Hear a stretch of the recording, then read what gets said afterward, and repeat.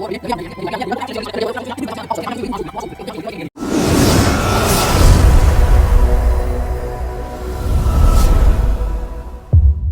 हिंद जय भारत साथियों, में लेके आ चुका हूँ इंग्लिश का लेक्चर 4। ठीक है, इंग्लिश का लेक्चर 4 लेके आ चुका हूँ, जिसमें आज मैं आपको कुछ खास चीज़ बताने वाला हूँ। जो हम हमारे जो डेली यूजेज जो हम बोलते हैं, क्या खाते हैं क्या पीते हैं, क्या हम जो डेली यूजेज सेंटेंस हैं स्पोकन में स्पीकिंग में, वो मैं आज आपको बताने वाला हूँ, है ना। तो लेक्चर 4 लेके आ चुका हूँ, जिसमें मैं आपको कुछ खास चीज़ बताने वाला हूँ। यहाँ पे क्या बताया था आपको, ईट, है ना। और यहाँ पे मैंने क्या बताया, देखो इसे क्या बोलते हैं, ईट। इसे पीना को क्या बोलते हैं मेरे भाई, ड्रंक, है ना। क्या बोलते हैं, ड्रंक, है ना, ड्रंक, ड्रिंक।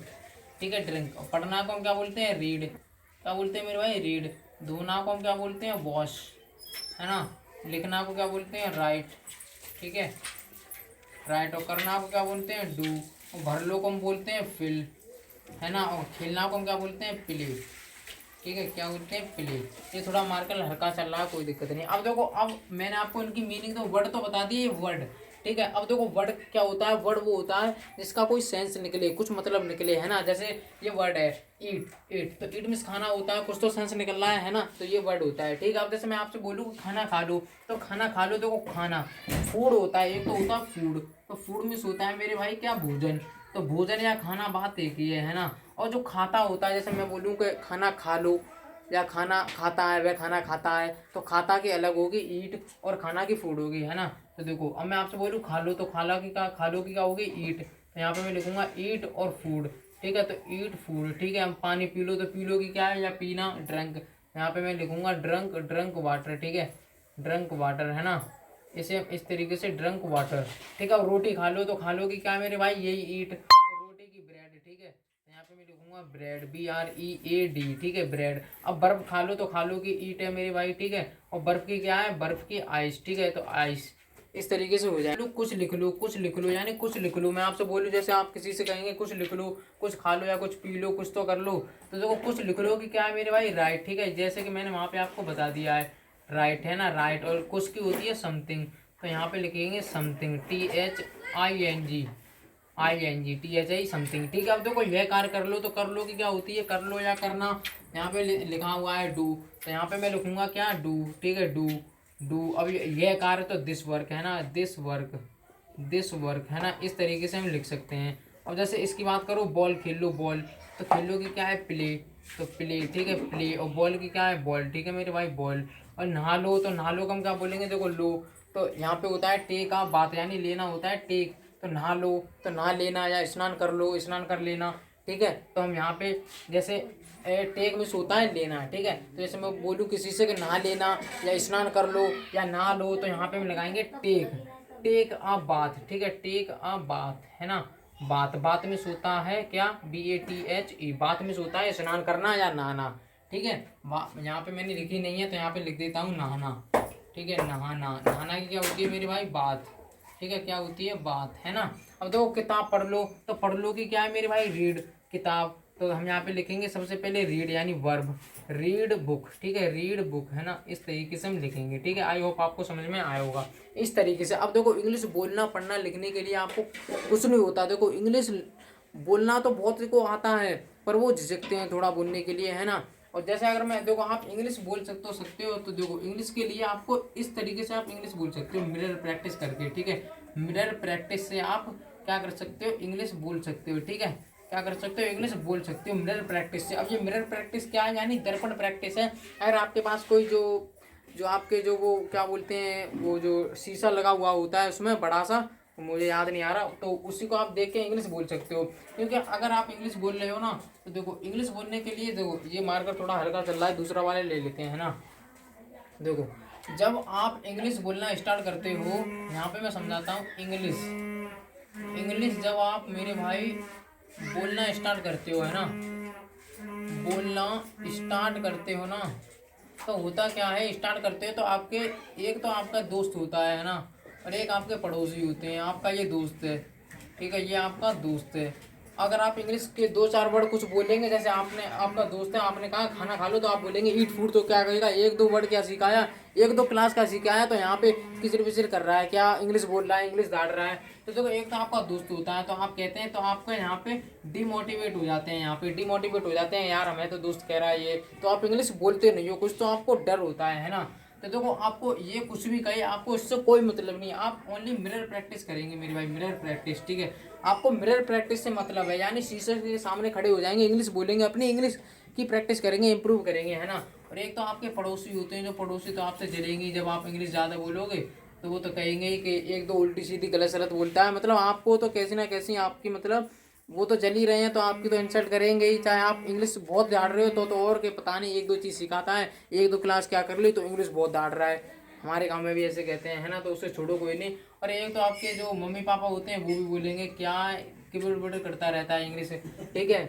तो इस तरीके से भी आपको क्या करना है, तो मैं आपसे कह रहा हूँ ना, आपको अपने अपने मिरर प्रैक्टिस करनी है, ठीक है। एक इनर इंजीनियरिंग भी होता है, तो उससे आपको कोई मतलब नहीं है, मिरर प्रैक्टिस करनी है मेरे भाई, क्या करनी है, मिरर प्रैक्टिस।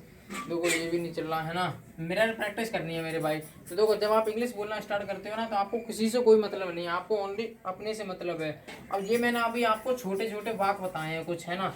अभी बहुत कम से कम मैं आपके लिए 15 20 25 लेक्चर लेके आऊँगा, जब तक आपकी इंग्लिश एकदम इम्प्रूव नहीं कर दूंगा, जब तक आपको इंग्लिश बिल्कुल। देखो वो आपने ऐड देखा है ना, ऐड इंग्लिश बोलने के लिए आपने ऐड देखा होगा, जो यूट्यूब पे आता है कि 24 घंटे में इंग्लिश बोलना सीखें।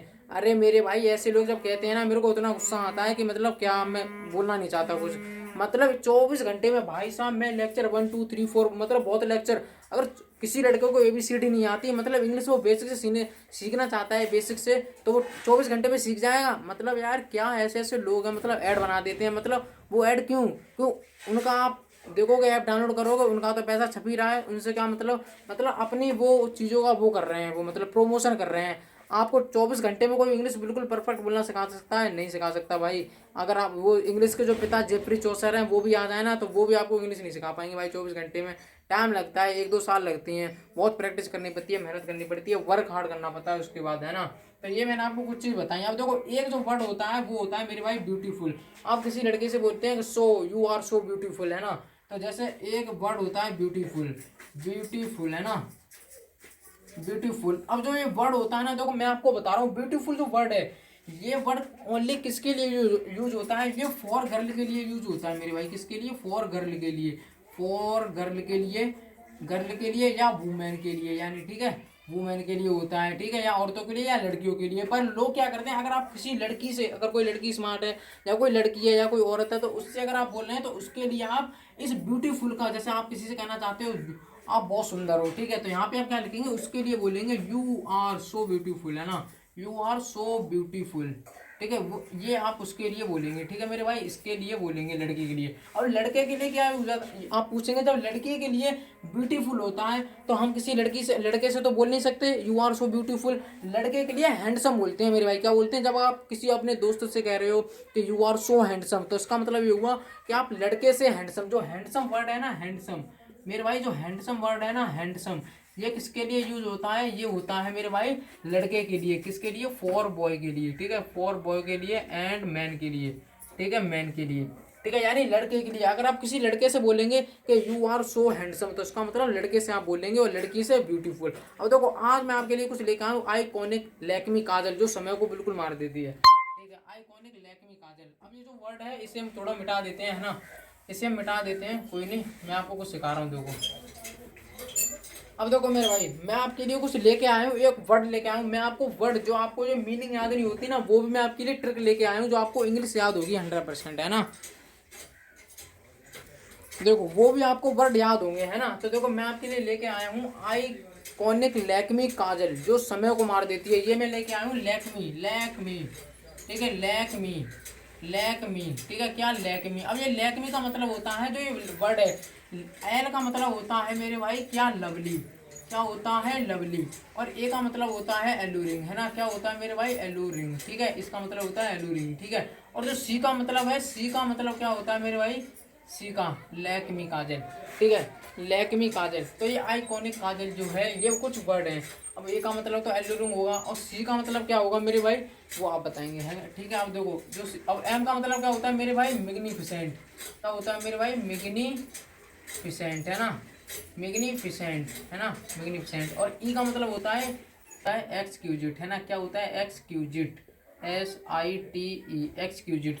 देखो अब जो ये लैक्मी है ना, लैक्मी आइकॉनिक काजल, इस लैक्मी का मतलब देखो ये आप जो वर्ड है ना, लवली, एल्यूरिंग, एक्सक्यूजिट और मैग्निफिसेंट, और इस सी का मतलब होता है मेरे भाई क्या, चार्मिंग, ठीक है, क्या होता है, चार्मिंग, है ना, चार्मिंग, MAING, चार्मिंग, चार्मिंग। यानी जो ये इतने वर्ड है ना, ये कितने वर्ड है, 5।